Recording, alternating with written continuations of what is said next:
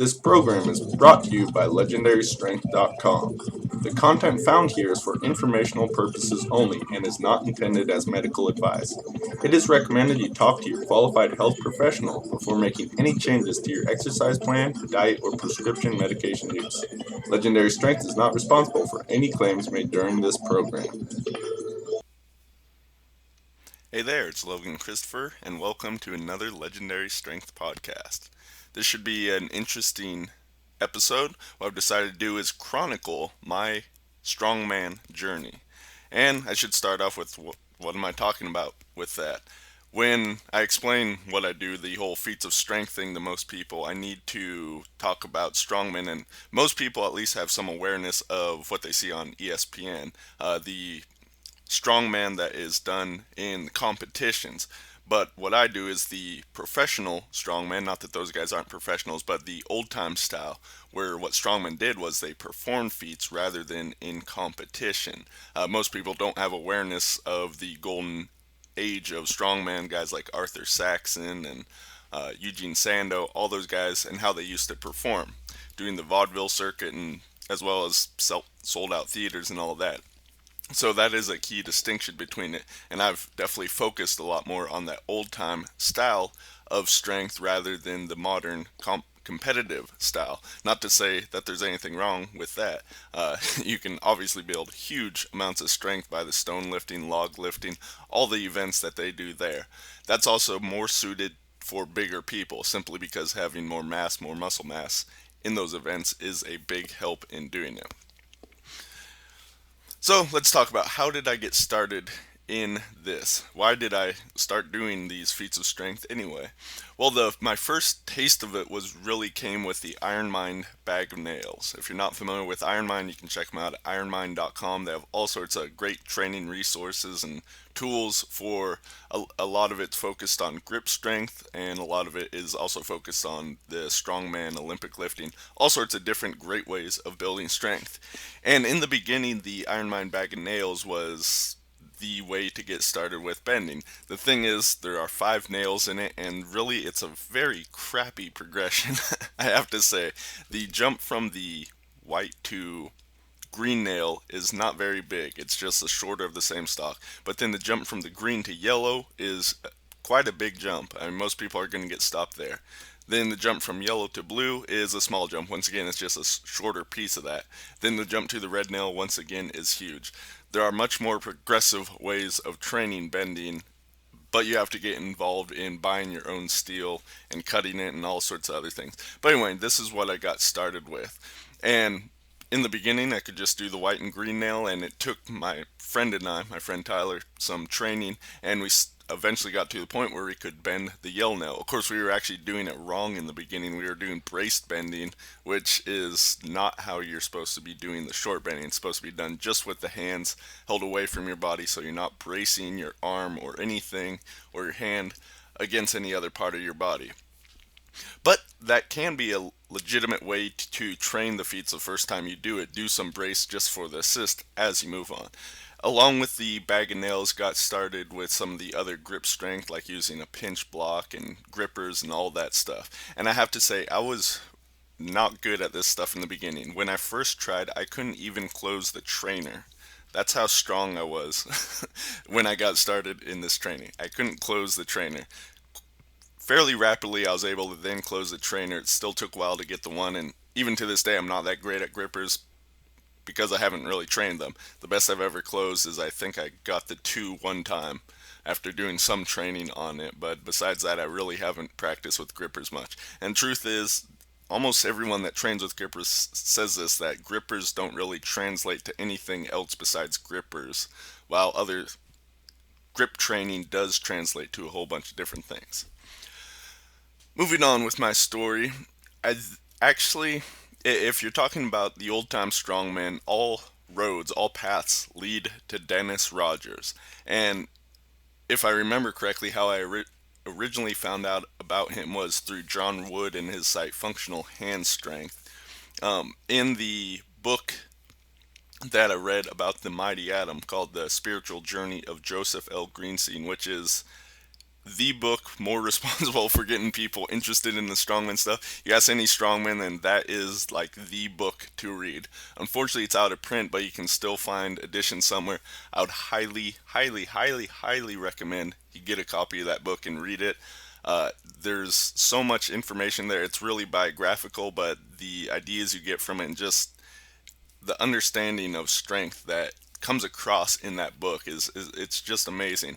So in that book, it is detailed how the Mighty Atom had a protege, Slim the Hammerman, and how that all came about. And Slim the Hammerman, in turn, ended up being the mentor for Dennis Rogers. So there really was this strongman lineage. And Dennis Rogers really, if you look at anyone who does the strongman stuff today, it's because they got started with Dennis Rogers. Besides guys like John Brookfield who were doing it at the same time Dennis was, but Dennis is the most well known, the most popular, and definitely has gotten the most coverage as a performing strongman. And everyone that has done strongman stuff owes it to him for that. Dennis has taught tons of other guys like Pat Povolitis, who's also become quite famous as a strongman doing it. So anyway, at Functional Hand Strength, I think I first heard about and saw Dennis in action through a DVD he had called 336 Pounds of Fury. Now, it's not because Dennis weighed 336 pounds, not even close, but him and Pat Povolitis together, they each weighed, was that 163 pounds a piece? So, not very big guys. I'm actually bigger than Dennis, but I definitely wouldn't be messing with them. So in this was really not so much a training DVD, but just showcasing feats and having fun doing all sorts of stuff. So having been introduced to Dennis, the first DVD of his that I bought was A Grip That Rips. Now that this DVD is all about phone book tearing. I bought it. I wasn't even that interested in phone book. For whatever reason at the time, I wanted to tear cards, and I was hoping that this DVD would cover that to some degree. It didn't, so I just got started with the phone books. And literally, when I started, I was what you can do with phone books because it's not always easy to find whatever size you need, but you tear along the spine just to make whatever phone book thickness that you need. Phone books are great in that it's one feat of strength that you can pretty much do for free. It's really easy to come across phone books at libraries. I've gotten old ones there. There's places where they just have stacks of them. You can take them. You can even have them delivered to you. Once you get into this, people will save their phone books to give to you. So it's a really great feat to get started with. When I was starting, I was literally starting with a 1/4 inch thickness of phone book and tearing through that, and that wasn't even all that easy to begin with, but I kept at it, kept practicing. It was just one day what happened, everything clicked in the phone book tearing, and I was now able to just rip through uh, the local phone book that I was practicing with. It was somewhere between an inch and an inch and a half. And everything just clicked, and I was suddenly able to shred these, normal sized phone books. It was actually, I was traveling down to Los Angeles or surrounding area for an Iron Maiden concert. Ended up staying with friends, so we had a party at night, and he just kept handing me phone books, and literally the entire floor of the house was just covered in shreds of phone book, which is actually something of a common occurrence if you get into phone book tearing. So that was really when I dedicated myself to a single feat and just worked at it, and at one time I just hit something and took off from there.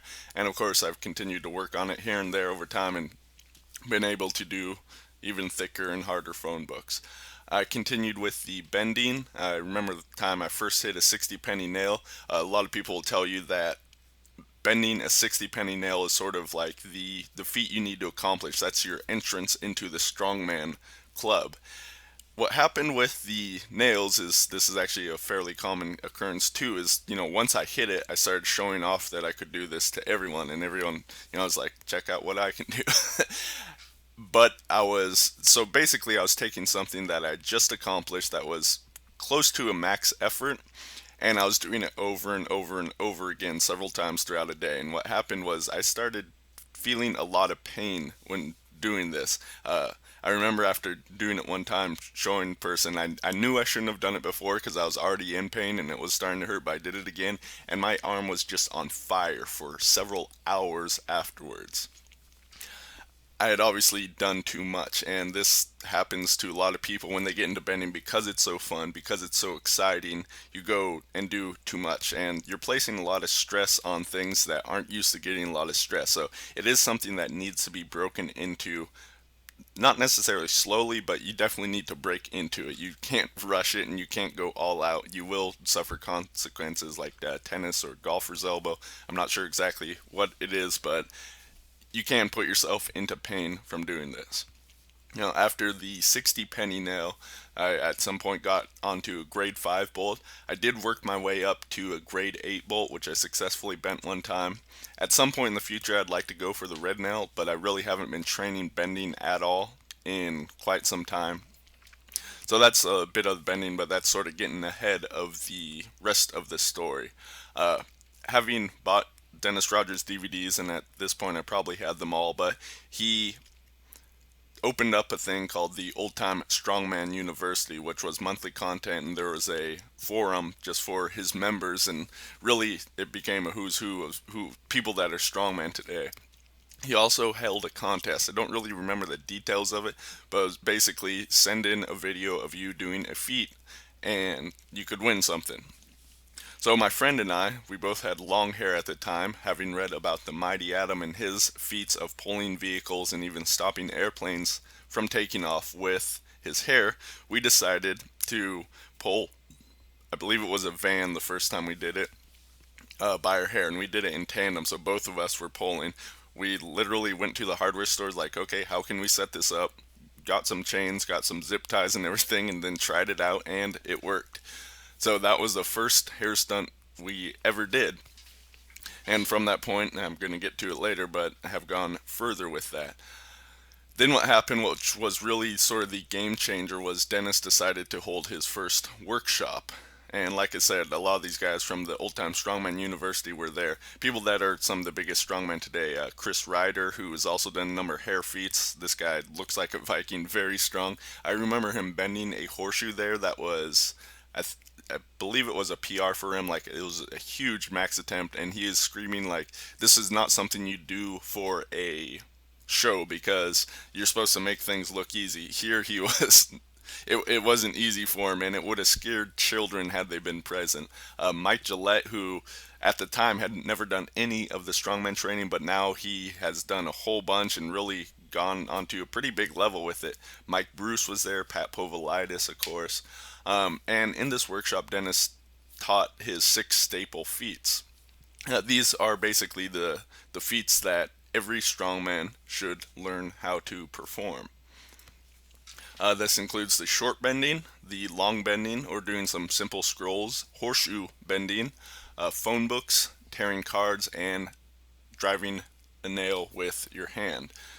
When you get these 6 feats, the cool thing about these ones is it really doesn't take much equipment to do. Of course, you need the supplies, but it doesn't take a lot.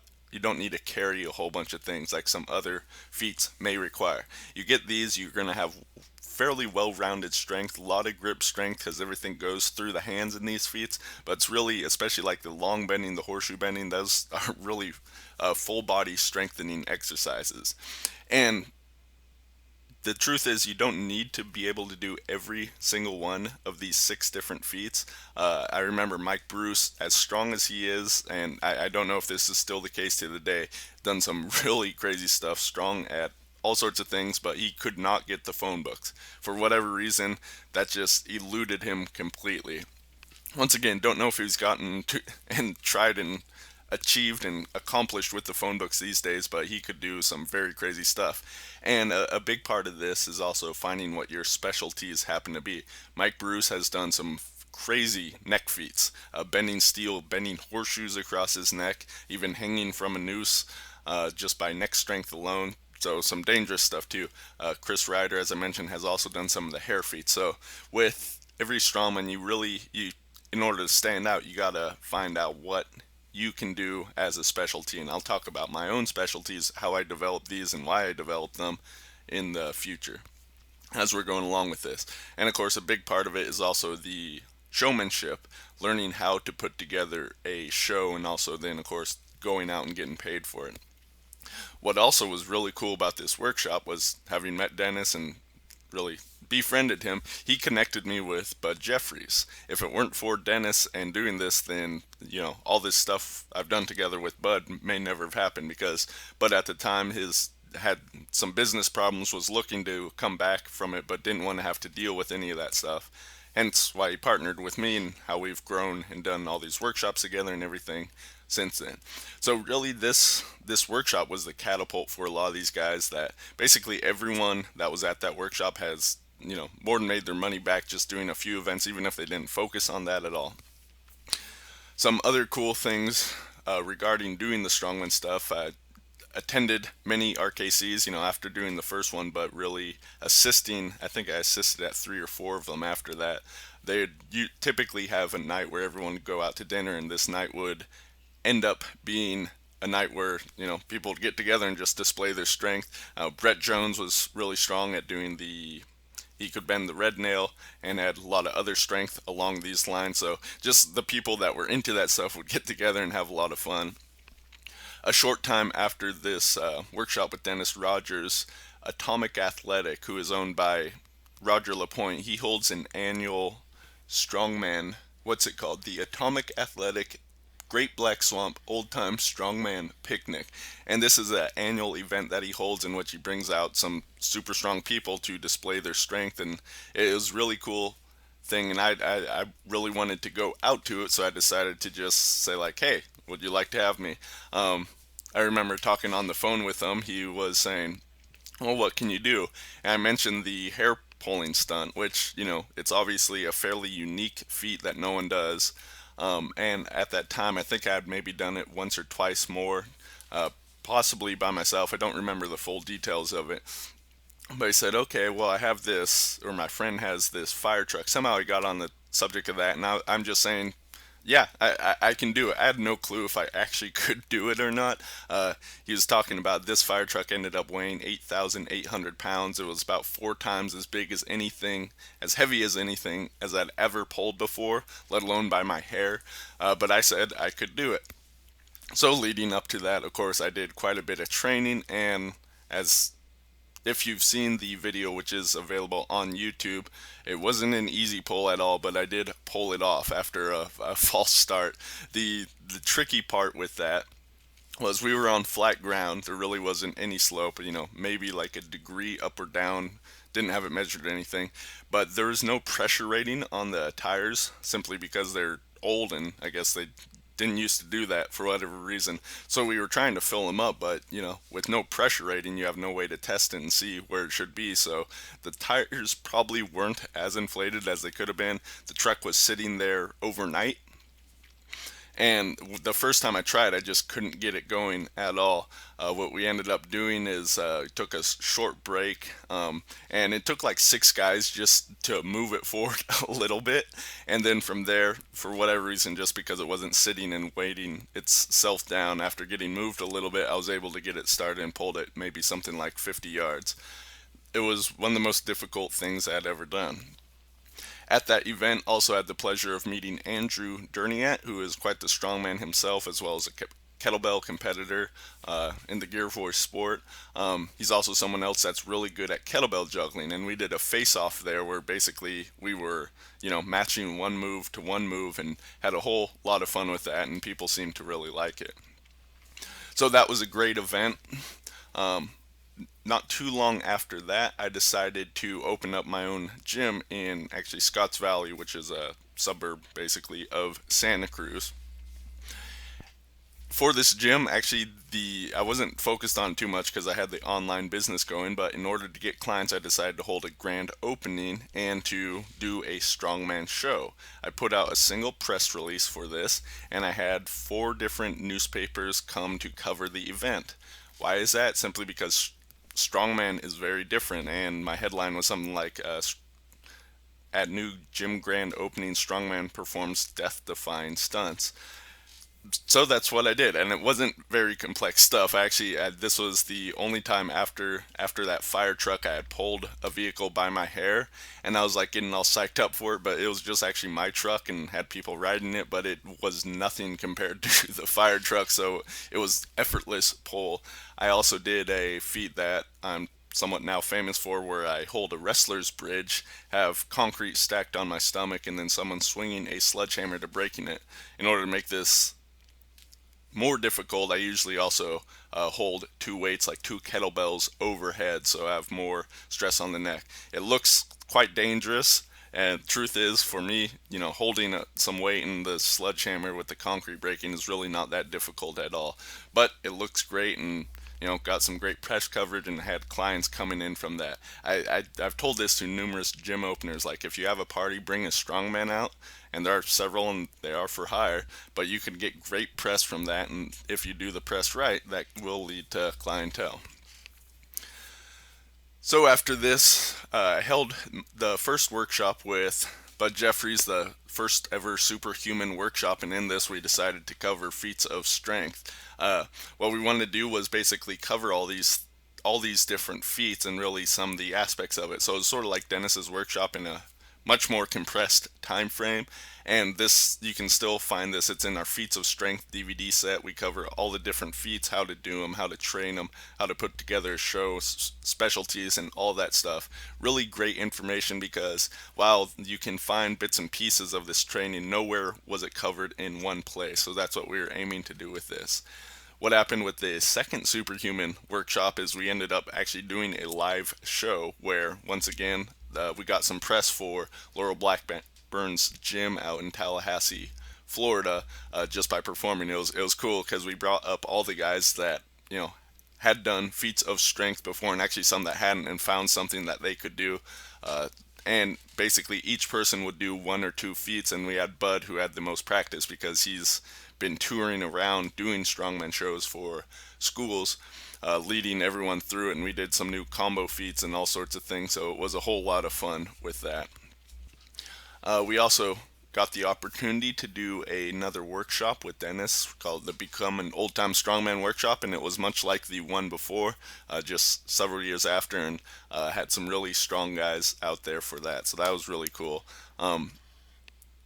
The unfortunate thing is that probably is the last time Dennis will ever teach. Maybe in the future there'll be some more, and I'm gonna have some more not so great news in the coming up at the end of this podcast. So we do have the third superhuman workshop coming up. We're not going to be covering feats of strength like I've been talking about here, but we're going to be around the strongest guys, and feats of strength always tend to happen. I don't know if we're going to have a show or anything like that. Still figuring out all the details, but it is the place to be if you want to become really strong, because we have ridiculously strong people there, and it's going to be a lot of fun. So be sure to check that out at superhumanworkshop.com. So let me talk a little bit about my specialties. When you're a strongman, you have these staple feats that everyone can do. You can sometimes come up with new and interesting combinations or ways to do them that make it different than other people. For instance, as far as I know, Pat Povolitis was the first one ever to heart a horseshoe. So normally with horseshoe bending, you're pulling on it till it opens up. It's sort of an S-type shape. Pat Povolitis decided to take it further and keep bending it around till it was in a heart. Now that's something of a common thing that's done with horseshoes, so it's not so much a specialty, but at the time it was definitely different. So each person really finds something that they can do uniquely, and if not completely unique, at least, very few people are doing it. So for me, of course, I have the hair pulling, and it's not a fun feat at all. I don't recommend anyone else try it, not because I'm trying to keep out the competition or anyway, but it's painful, and it's not fun to do, and it's really not fun when you hear your hair ripping out, so I wouldn't recommend it. And I haven't done it in a long time. It's not something that I normally train at all. I don't train my hair regularly.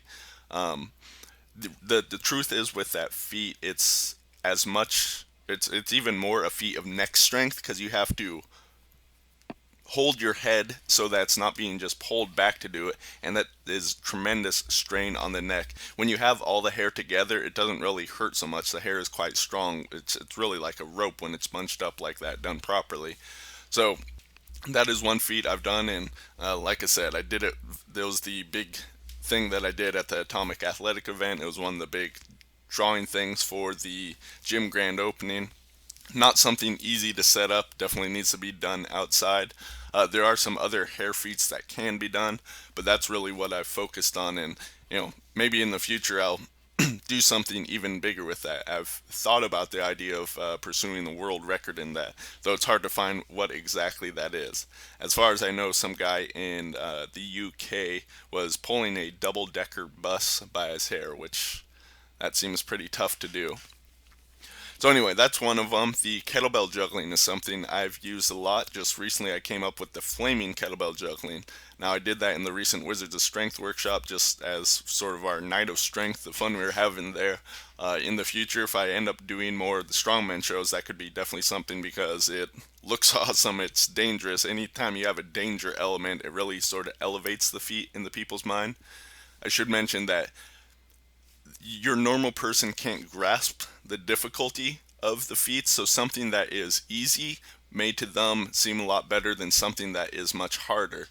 So just because something hard doesn't mean it's going to come across well. And the whole art of the strongman is not only doing stuff that the average person can't, but making it come across in the right way to where they can really get it.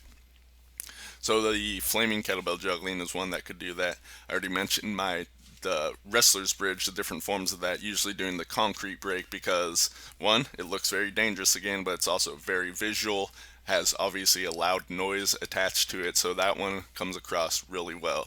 I mean, even when I'm just doing a normal's wrestler's bridge, some people think I'm going to break my neck, so when I add a whole bunch of weight to it and when I have concrete broken on my stomach to it, it really looks very dangerous, but of course, having worked up to being able to do it, it's not that dangerous at all. So the question some people may be asking is why haven't I done more of the whole performing strongman aspect? The reason why is I've focused more on teaching this stuff and running my websites and doing that as my business rather than getting paid to do shows.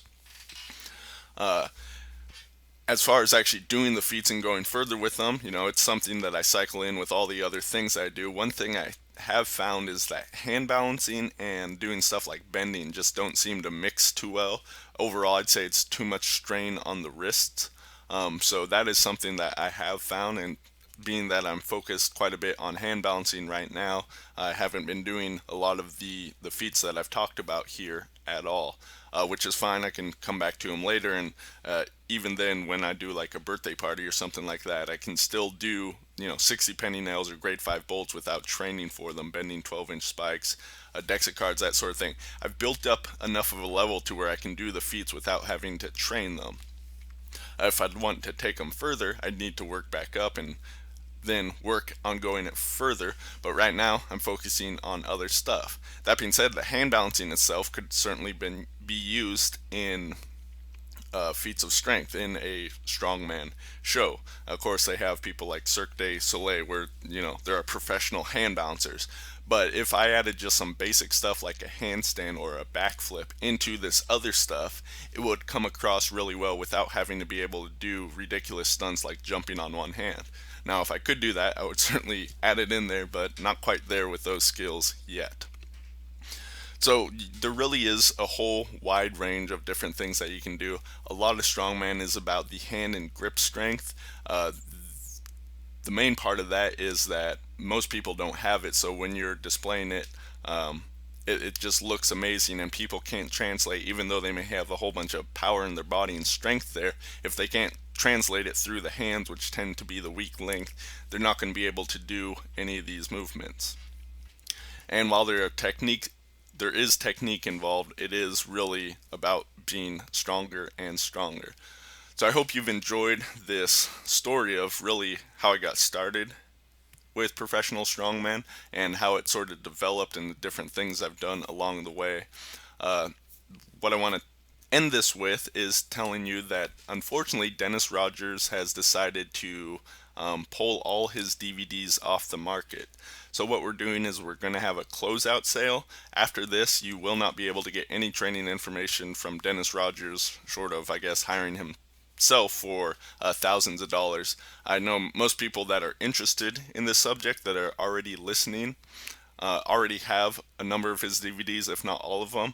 But now, if you want them, it's the last opportunity to have them. So we're going to have them at sales price in order to try to sell out of the remaining stock that we have.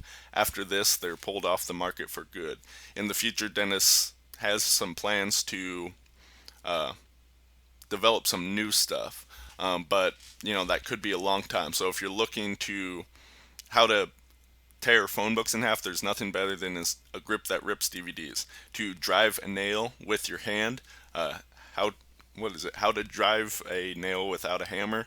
Um, Odd object bending and breaking is really about bending and destroying things, common household items. It's the strength you need for short braced bending, but it's done with things like wrenches, screwdrivers, frying pans, all that sort of stuff. And there's one last one. There is basic scrolling. This one Dennis filmed along with Eric Vining, and it's really about how to get started in scrolling. Usually so with bending you have the short bending, you have braced bending, and then long bending or scrolling. And there are a bunch of varieties with that. All these DVDs are really great. They're going to be on sale for this closeout special. You can also get the package deal to get them all. This won't be around for long. Definitely be pulled down before the end of the year. If you're looking for a Christmas present for someone that is interested in getting stronger, then be sure to grab it for them while it's still available. To grab the DVDs, go to legendarystrength.com/closeout. Closeout as one word. Once again, that's legendarystrength.com/closeout. CLOSEOUT. That'll bring you to the page where you can get this special deal on the Dennis Rogers DVDs for the last time ever. So I hope you've enjoyed my Strongman journey. I enjoyed talking about it and detailing all this for you. If you have any questions, be sure to let me know. Also, please rate this podcast on iTunes so other people can find it and enjoy all the great stuff we're giving out here at the Legendary Strength Podcast. Thank you very much, and I'll talk to you next week.